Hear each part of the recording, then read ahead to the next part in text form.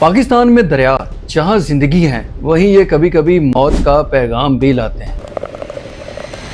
हर साल मानसून के मौसम में जब बारिशें होती हैं और गर्मियों के मौसम में जब पहाड़ों पर बर्फ पिघलती है, यही दरिया जो सदियों से हमारे इलाकों को सैराब करते आए हैं, ये अपना रास्ता बदल लेते हैं।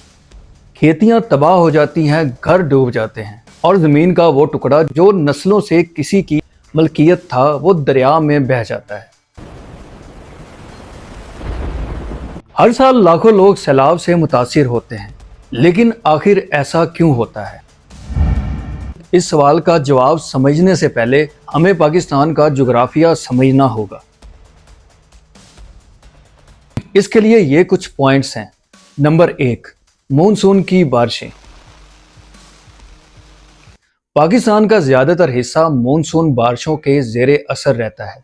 हर साल सितंबर से लेकर जुलाई में शदीद बारिशें होती हैं और कभी कभी तो एक महीने का पानी एक ही दिन में बरसा जाती है और दरियाओं की गुंजाइश से ज्यादा पानी ले आती है। पॉइंट नंबर 2, ग्लेशियर्स का पिघलना।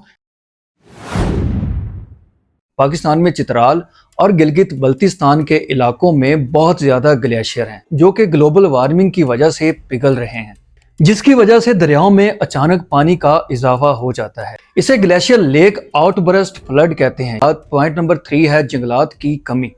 दरख्त जो कि बारिश के पानी को जमीन में जज़ब करते हैं और मिट्टी को पकड़ के रखते हैं, लेकिन जब जंगलात काट दिए जाते हैं तो सारा पानी बहकर दरियाओं की जानिब आता है और सारी मिट्टी भी अपने साथ बहा ले जाता है।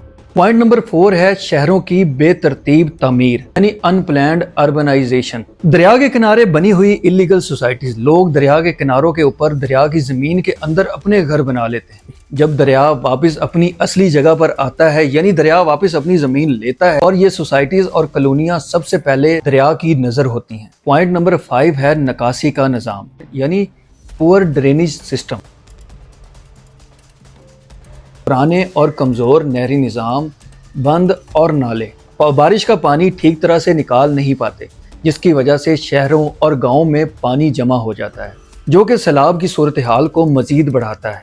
पॉइंट नंबर 6 जो कि सबसे अहम है, पाकिस्तान के कई दरिया सतलुज, रावी, चनाब और सिंध अपने सफ़र का आगाज़ इंडिया से करते हैं। जब इंडिया में भी मानसून की बारिशें शदीद होती हैं तो वहाँ का सारा पानी बहकर पाकिस्तान में आ जाता है और पाकिस्तान के दरिया तो पहले से ही फुल होते हैं। यही सबब बनता है कि पाकिस्तान में सैलाब की शिद्दत और तेज़ हो जाती है। इंडिया में बने कई डैम जब ओवरफ्लो होते हैं तो वो अपने डैम्स को खोल देते हैं, जिसकी वजह से सारा का सारा पानी पाकिस्तान के दरियाओं में भर जाता है। इस बारे में पाकिस्तान और इंडिया के दरमियान एक मुआहदा भी है जिसे सिंध तास मुआहदा यानी इंडस वाटर ट्रीटी भी कहा जाता है। ये मुआहदा 1960 में हुआ था।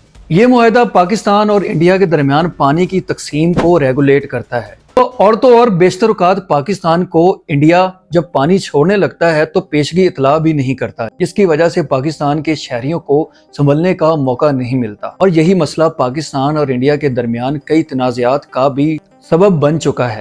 दोस्तों, सैलाब के साथ साथ एक और खामोश लेकिन खतरनाक अमल आहिस्ता आहिस्ता जारी रहता है, जिसे जमीन का कटाव भी कहा जाता है। जब दरिया में पानी का बहाव तेज होता है तो वो अपने साथ साथ किनारों की मिट्टी भी साथ साथ काट कर बहता रहता है, जिसकी वजह से जमीन के किनारे कमजोर होते जाते हैं। रेत और नरम मिट्टी वाले किनारे पक्की मिट्टी की निस्बत जल्दी कट जाते हैं। दोस्तों, कुछ लोग दरिया के किनारों के करीब से रेत और मिट्टी भी निकालते हैं, जिसकी वजह से दरिया के किनारे भी कमजोर हो जाते हैं, जो कि दरिया के कटाव का सबसे बड़ा सबब बनते हैं। और इसमें सबसे बड़ा और अहम मसला ये भी है कि दरिया के किनारों के साथ साथ दरख्त भी नहीं है, क्योंकि दरख्तों की जड़ें मिट्टी को पकड़ कर रखती हैं और दरख्तों की कमी दरिया के कटाव का सबब बनती है।